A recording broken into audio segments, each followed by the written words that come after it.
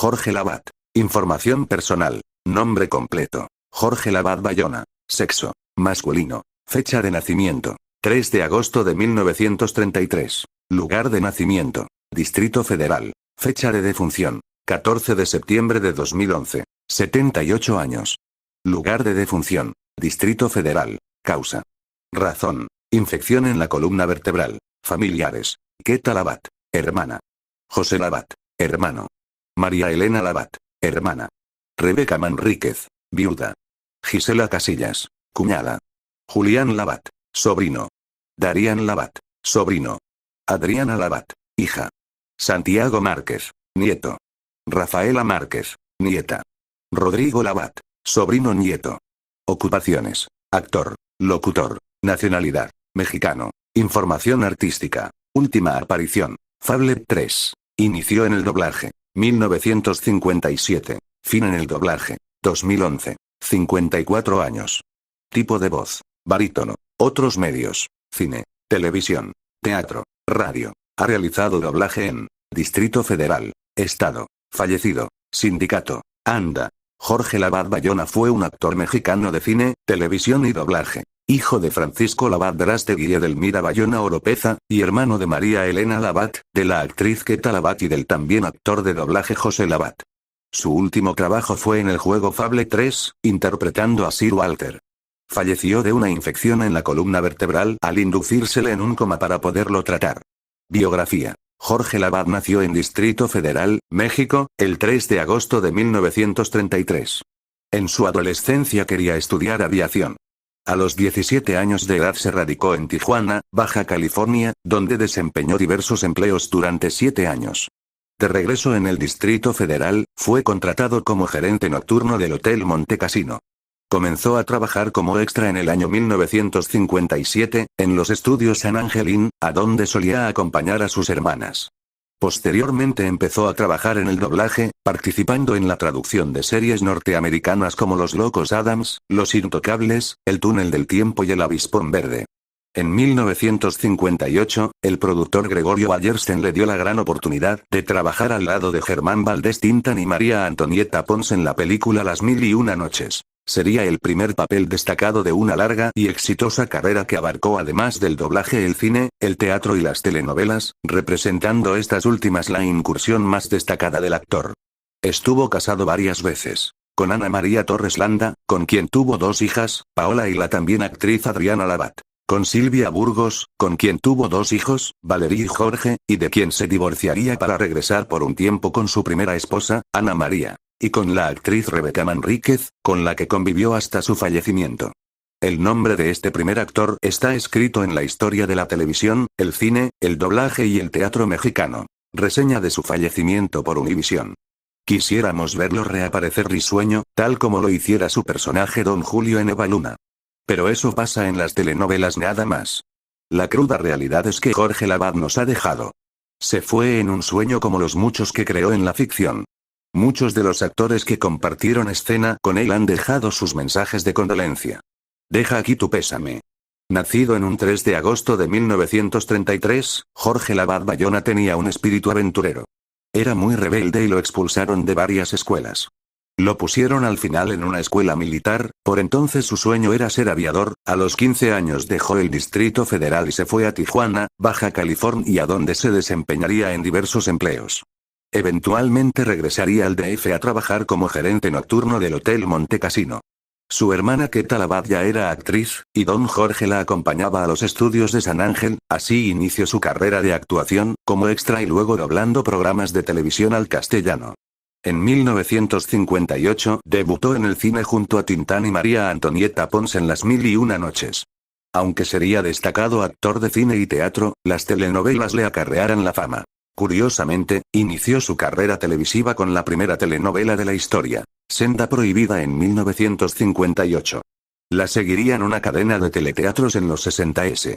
Yo recuerdo que lo vi por primera vez en Anita de Montemar, junto a Amparo Ribelles. Era un amigo del protagonista y ya me llamó la atención. Tenía galanura, era alto, con un bigote muy sexy y unos ojos que sonreían aún cuando la boca no lo hacía. Después lo vi en su primer protagónico como Marcos Belmar en esa saga maternal de Silvia Derbez llamada Cruz de Amor, donde él era patrón de Doña Cruz, pero solo al final descubría que también era su yerno. El rol que lo llevó a la fama fue el del oficial Osvaldo Leruc en Yesenia de Yolanda Vargas Dulce. Era inolvidable incluso en papeles pequeños como el fotógrafo Jaime López, amigo de los yaquis, víctima de las tropas de don Porfirio y esposo de la doña María Félix en la Constitución. ¡Qué de recuerdos! Fue el más díscolo de los hermanos Coraje. ¿Cómo no llorar la muerte de Jerónimo, que de minero pasa a político, pero vive atado al amor por su hermana adoptiva, Sonia Amelio? Odiarlo como el perverso Héctor, cómplice del honorable señor Valdés, Ignacio López Tarso, de quien también llega a ser yerno. A fines de los 70 sigue siendo galán. De Sávica Malich en Mi hermana la nena y de Lupita Ferrer en Julia, como una profecía del romance que vivirían en su última novela Eva Luna. Ya en los 80 le toca hacer de padre. Lo será de Talía en Quinceañera y de Cecilia Tijerina en Muchachitas. Su vida personal fue tan romántica como una telenovela. Estuvo casado con Beatriz Romo, sin descendencia, con Chuti Rodríguez, con quien procreó 2 hijas, Paola y la también actriz, Adriana Labat. Su segundo matrimonio con Silvia Burgos le traería otros 2 hijos, Valerie y Jorge. Tuvo una relación de 11 años con Ana María Torres Landa y Rebeca Manríquez fue su última esposa. A fines de los 90 se hizo algunas telenovelas para Televisión Azteca y retornó al cine con un aplaudido papel protagónico. En El estudiante da vida a un señor setentón que, imbuido por un espíritu quijotesco, se atreve a retomar sus estudios e ir a la universidad y, aún más asombroso, atraviesa la brecha generacional y logra hacer amistad con sus jóvenes compañeros. Por este trabajo el histrión recibió una Diosa de Plata. Sin embargo, para nosotros los telenoveleros, el máximo trabajo de Jorge Lavat lo hizo aquí en Univisión, como el mágico Don Julio, protector y hado padrino de Eva Luna. Se le vio tan lleno de energías, de sentido del humor, tan dedicado a su trabajo. Fue un papel fabuloso que hizo que muchos se colgaran de la novela para ver las aventuras de Don Julio en su afán de hacer justicia. Eran de admirar sus conspiraciones y trampas que terminan derrotando a su nefasta esposa Marcela, Susana Dos Amantes. Parece imposible que ya no esté con nosotros. Una infección provocada por una cirugía a la columna vertebral llevó a los médicos a inducirle un coma del cual nunca despertó. Que descanse en paz. 2011 Univision Communications Incorporated. Mensajes de condolencias. Alegraros.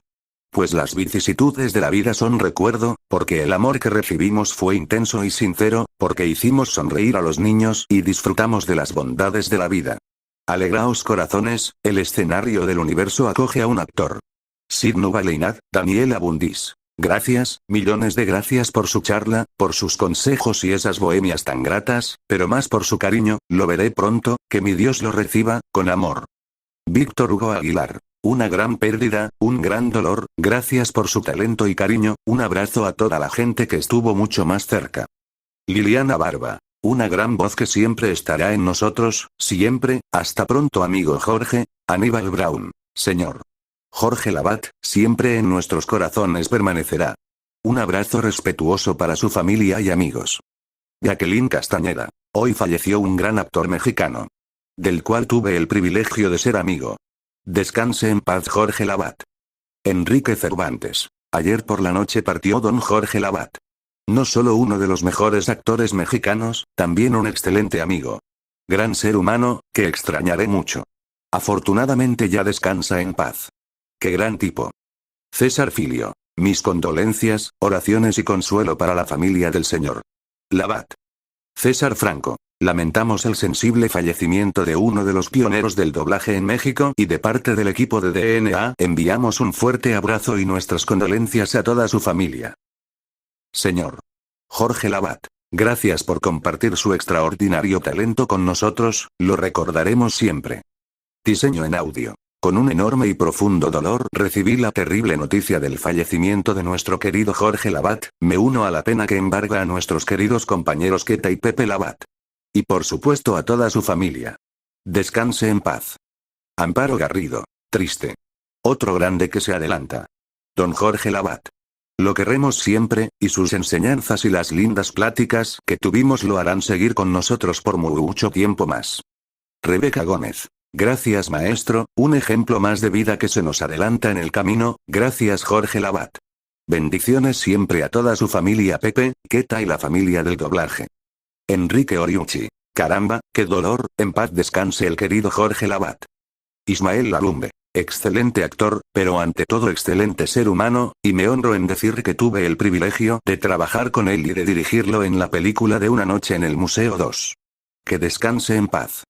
Moisés Iván Mora. Un estudiante apagó las luces de su biblioteca dejando miles de volúmenes llenos de historias, creaciones, mensajes, anécdotas, interpretaciones y verdades compartidas a todas las generaciones que cautivó en vida y seguirá cautivando gracias a la magia de los medios que mantendrán viva su imagen, vida y obra. Gracias don Jorge Lavat. Javier Rivero. Solo se adelantó, ojalá podamos cosechar bendiciones como él las tuvo por su calidad humana y trabajo actoral, descanse en paz. Héctor Rocha. Uno de sus mejores amigos era Carlos Becerril.